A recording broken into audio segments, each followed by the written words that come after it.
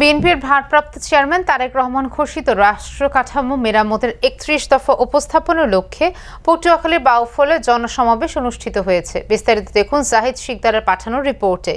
গেল শনিবার বিকেলে বাউফল উপজেলা ও পৌর বিএনপির উদ্যোগে উপজেলা পাবলিক মাঠে আয়োজিত জনসমাবেশে প্রধান অতিথির বক্তব্য রাখেন বিএনপির জাতীয় নির্বাহী কমিটির সদস্য ও বাউফল উপজেলা বিএনপির সাবেক সভাপতি ইঞ্জিনিয়ার এ.কে.এম. ফারুক আহমেদ তালুকদার।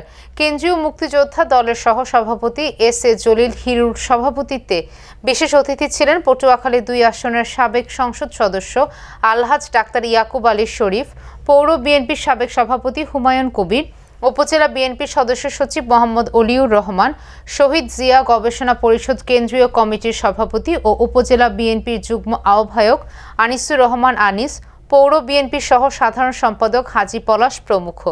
সমাবেশে দলীয় নেতাকর্মী সহ সাধারণ মানুষ উপস্থিত ছিলেন।